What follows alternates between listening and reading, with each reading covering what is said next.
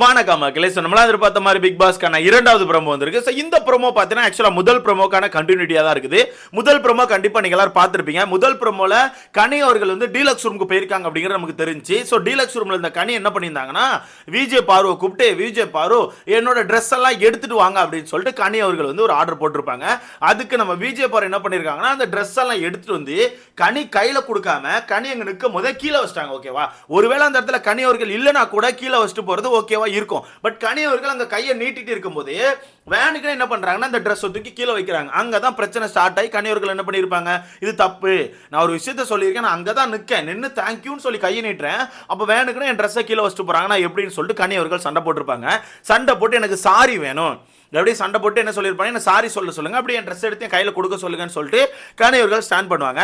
அதுக்கு நம்ம பிரவீன் ராஜ் வந்து இருங்க நான் பேசுறேன்னு சொல்லி நின்றுட்டு இருப்பாப்ல. ஏன்னா பிரவீன் ராஜ் தான் இந்த வாரத்துக்கான கேப்டன். நான் அப்பவே சொன்னேன் கண்டிப்பா பிரவீன் வந்து மாட்டிப்பாருன்னு சொல்லிட்டு. அந்த வகையில முதல் நாளே மாட்டிக்கிட்டாப்ல. அப்படியே காய்ஸ் சின்ன உதவி, மறக்காம இந்த வீடியோ லைக் பண்ணி சேனலை சப்ஸ்கிரைப் பண்ணி எனக்கு கொஞ்சம் உதவியா இருக்கும், பார்த்து தட்டி விடுங்க. இதுல இந்த ரெண்டாவது ப்ரோமோல என்ன காமிக்கிறாங்கன்னா அவங்க ரெண்டு பேரும் சேர்ந்து தர்ணா பண்ணாங்க. நீங்க கவனிச்சிருப்பீங்க, ரெண்டு பேரும் சேர்ந்து அந்த வாசல்ல உட்காந்து எனக்கு சாரி வேணும்னு ஒருத்தவங்க கேட்காங்க, இன்னொருத்தவங்க நான் சாரி சொல்ல முடியாது, சும்மா சாரின்னு சாரி கேம் விளையாடுவாங்க, நான் சாரி சொல்ல முடியாதுன்னு சொல்லிட்டு விஜய் பாரு ஸ்டாண்ட் பண்ணாங்க. சோ கடைசியில் அது எப்படி ஆயிடுச்சுன்னா கனி அவர்கள் நான் சாப்பிட மாட்டேன்னு சொல்லி ஸ்டாண்ட் எடுத்துட்டாங்க. இதுதான் எனக்கு கொஞ்சம் தப்பாவே ஃபீல் ஆகுது. என்னன்னா சாரி கேட்குறீங்க, ஓகே, சாரி கேமே தேவையில்லாத கேமாக தான் நான் பார்க்குறேன். பட் விஜய் பாரு பண்ணது பெரிய தப்பு தான். அவங்க கொண்டு அந்த துணி அங்கே வச்சிருக்க கூடாது.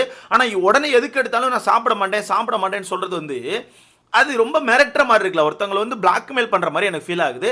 பட் விஜய் பாரு மாதிரி ஆட்கள் அந்த மாதிரி பண்ணி தான் இது பண்ண முடியும் போல. ஏன்னா இவங்க ரெண்டு பேரும் உட்கார்ந்துருக்காங்க அந்த வாசல்ல. உட்கார்ந்துருக்கும் போது பிரவீன் போய் அங்கே சொல்றாரு, இங்க பாருங்க அங்கே இன்னும் பெருக்கலை, யார்கிட்ட விஜய் பாருட்ட சொல்கிறாங்க, இந்த கீழே இன்னும் பெருக்க கூட செய்யலை, அப்படியே குப்பெல்லாம் இருக்குது, தயவுசெய்து துணியை கையில் எடுங்க அப்படிங்கும்போது விஜய் பாரு நான் எடுக்கவே மாட்டேன்னு சொல்லி ஸ்டாண்ட் பண்ணுறாங்க. இதுதான் தப்பு. அதாவது வீட்டுக்குள்ளே தலைன்னு சொல்லி ஒருத்தர் இருக்கார்ல, அது எதுக்கு கொடுக்காங்கன்னா அந்த வீட்டை மொத்தமாக கட்டுப்படுத்துறது தான், வீட்டை மொத்தமாக தன்னோட கண்ட்ரோலில் வச்சு வீட்டை வந்து கரெக்டான வழியில் கொண்டு போகிறது தான் தலைன்னு சொல்லி ஒருத்தவங்களை வாரம் வைக்கிறாங்க. அப்படி இருக்கும்போது தலை சொல்கிற விஷயத்தை நான் கேட்க மாட்டேன், பிக் பாஸ் சொல்கிற விஷயத்தை கேட்க மாட்டேன், எந்த ரூல்ஸையும் நான் ஃபாலோ பண்ண மாட்டேன், எனக்கு ஓகேன்னு பட்டுச்சுன்னா தான் பண்ணுவேன்னா நீங்கள் அந்த வீட்டுக்கு வந்திருக்கே கூடாதுல்ல.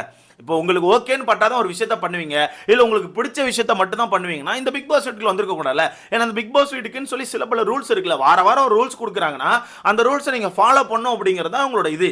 அதுக்கு தான் நீங்கள் அங்கே சைன்லாம் போட்டு வந்திருக்கீங்க. அந்த வீட்டுக்குள்ள என்ன நடந்தாலும் நான் ஏற்றுப்பேன் அப்படிங்கிறது தான் நீங்கள் சிக்னேச்சர் போட்டு வந்திருப்பீங்க. அப்படி இருக்கும்போது வீட்டுக்குள்ள வந்து நான் அப்படி இருக்க மாட்டேன், இப்படி தான் பண்ணுவேன், அப்படி தான் பண்ணுவேன் அப்படிங்கிறது ரொம்ப தப்பாக இருக்குது. இது வந்து வாண்டடாக பண்ணுற விஷயம் ப்ரோ. இது வந்து விஜய் பார் என்ன பண்ணுறாங்கன்னா கண்டென்ட் காண்டி வாண்டடாக பண்ணிக்கிட்டே இருக்காங்க. அது ஒரு நாள் பண்ணலாம், 2 நாள் பண்ணலாம், எல்லா வாரமும் இதே விஷயத்த பண்ணும்போது அது எனக்கு தெரிஞ்சு பெருசாக ரசிக்கும் தன்மையாக இல்லை. இந்த வாட்டிலாம் ரொம்ப கடுப்பு தான் வருது எனக்குலாம். ஸோ அந்த இடத்துல கனி அவர்கள் நான் சாப்பிட மாட்டேன்னு சொல்லி ஸ்டாண்ட் பண்ணுறாங்க. உடனே விஜய் பார் என்ன பண்ணுறாங்கன்னா உடனே சாப்பாட்டுக்கு வந்துட்டீங்களா, எதுக்கு எடுத்தாலும் இந்த சாப்பாட்டு அரசியல் பண்ணிடுறதுன்னு சொல்லிட்டு விஜய் பாரு நீங்கள் சாப்பிட மாட்டீங்க, உங்களுக்கு சாரி தானே வேணும், சாரி சொல்றேன்னு சொல்லிட்டு விஜய் பாரு சாரி சொல்லிட்டாங்க. சாரி மன்னிச்சிருங்க அப்படின்னு சொல்லிட்டு, அது சும்மா சொல்ல மாட்டாங்க, உங்களுக்கே தெரியும். சாரி கேட்டுட்டு உடனே ட்ரிகர் பண்ண ஆரம்பிச்சிட்டாங்க.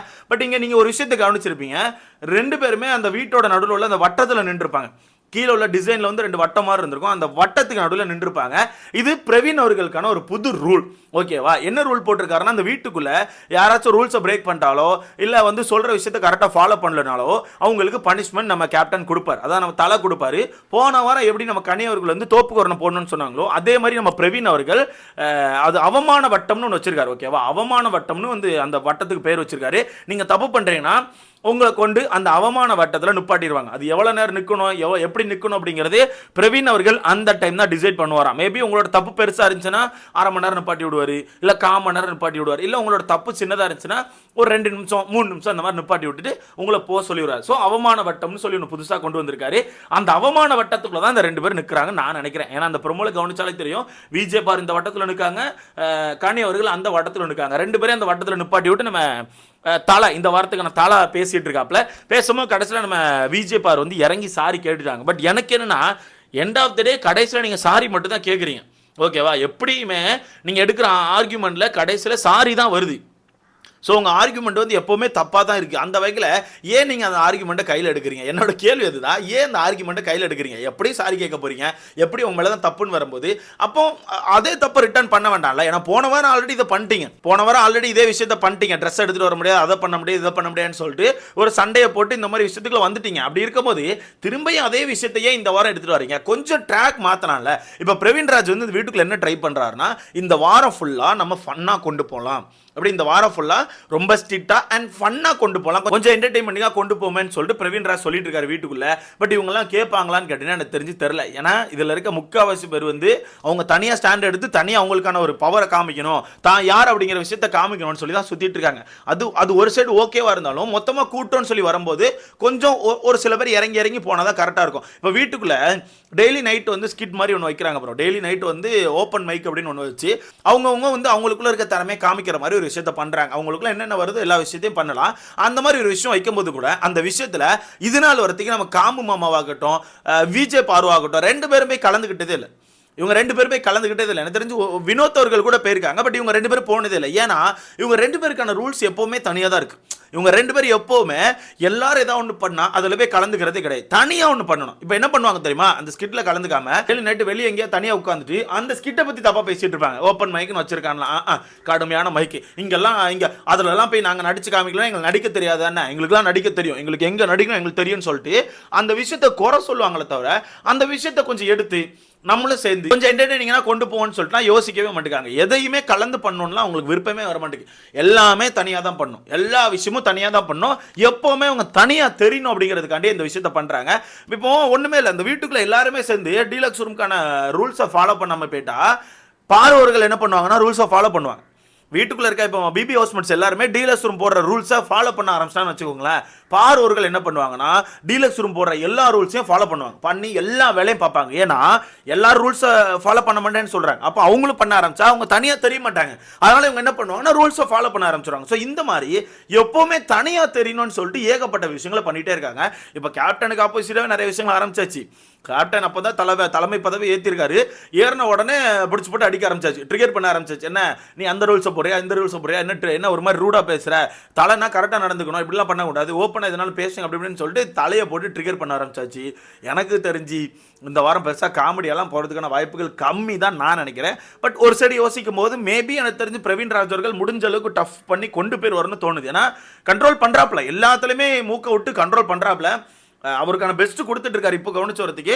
பட் இருந்தாலும் ஆப்போசிட்ல இருக்க ஆட்கள்லாம் கொஞ்சம் கோளாறு அப்படிங்கிறது நமக்கே தெரியும். எப்போ டப்புன்னு மாறுவாங்கன்னே தெரியாது, எப்போ தலைகளை நின்று தான் கரெக்டுன்னு சொல்லுவாங்க அப்படிங்கிறது நமக்கு தெரியாது. ஸோ வெயிட் பண்ணி பார்க்கலாம். பட் இந்த இடத்துல நம்ம கனி அவர்களுக்கு சாரி கிடச்சிட்டு. ஸோ நான் இங்கே வந்து 2 கொஸ்டின் கேட்கலான் இருக்கேன். ஒன்று, விஜய் பார்வதி பண்ணது கரெக்டா, அதாவது கையில கொடுக்காம கீழே தூக்கி வச்சது கரெக்டா?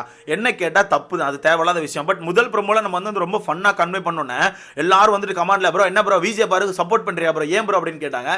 ப்ரோ அதாவது காலையில் எடுத்த உடனே என்னால் வன்மத்தை கக்க முடியாது ப்ரோ, அப்போதான் முழிச்சு வந்திருக்கோம், அங்கே ஒரு ஃபன் மாதிரி போயிட்டு இருக்குது, அதுக்கு நம்மளால உடனே வன்மத்தை கக்க முடியாது, அது என்னால் முடிஞ்ச அளவுக்கு நான் ஃபன்னா பேசிட்டு போயிட்டேன். பட் இப்போ நீங்க சொல்லுங்க, அது வந்து கரெக்டாக தப்பா, அவங்க பண்ணுற விஷயம் கரெக்டாக தப்பா? ஏன்னா ஒருத்தர் கையை நீட்டி நிற்காங்க, மேபி இந்த இடத்துல கணியர்கள் இல்லை, கனி வந்து அந்த விஷயத்தை சொல்லிட்டு போயிட்டாங்க அப்படின்னா இவங்க கீழே வச்சது கூட ஓகே, ஆள் இல்லை நான் வச்சேன்னு சொல்லிடலாம். பட் கனி அவர்கள் நிற்கும் போது அந்த இடத்துல தப்பு. ஸோ உங்களோட கருத்தை சொல்லுங்க, அவங்க கீழே வச்சது சரியா தப்பா, உங்களுக்கான கருத்தை சொல்லுங்க. 2வது, கனி அவர்கள் எதுக்கு எடுத்தாலும் சாரி சாப்பிட மாட்டேன், சாரி கேட்டே ஆகணும், இல்லைனா சாப்பிட மாட்டேன், இந்த மாதிரி ஒரு விஷயத்தை கொண்டு வராங்கல்ல. ஒருத்தவங்க ஒரு விஷயத்த பண்ணலனா உடனே பிளாக்மெயில் அப்படி தான் பண்ணி ஆகணும்னு சொல்லிட்டு வராங்கல்ல. இது எப்படி இருக்கு உங்களுக்கு, கரெக்டாக தப்பா அப்படின்னு சொல்லிட்டு உங்களுக்கான கருத்தை சொல்லுங்க. இதுலையுமே எனக்கு 2 பாயிண்ட் ஆஃப் வியூ இருக்கு. ஒன்று, விஜய் பாரு மாதிரி ஆட்களை இப்படி தான் மிரட்டி ஆகணும். ஏன்னா அவங்க வந்து எதுக்குமே இறங்கி போக மாட்டாங்க, எல்லாத்துக்குமே தான் பிடிச்ச மயிலுக்கு தான் 3 கால் அப்படின்னு இருப்பாங்க. ஸோ அந்த வகையில் அவங்கள இறக்க முடியாது. ஸோ அந்த வகையில் இப்படி தான் பண்ணி ஆகணும். பட் எல்லார்ட்டையுமே இந்த ஸ்ட்ராட்டஜி போடக்கூடாதுங்கிறது என்னோட கருத்து. நீங்கள் சொல்லுங்கள், இது எப்படி இருக்குது, நம்ம கனியவர்கள் பண்ணது எப்படி இருக்குன்னு சொல்லிட்டு உங்களுக்கான கருத்தை மறக்காம கமெண்ட்ல போடுங்க. பார்க்கலாம் என்ன நடக்குன்னு சொல்லிட்டு. ஸோ அடுத்த வீடியோவில் பார்க்கலாமா?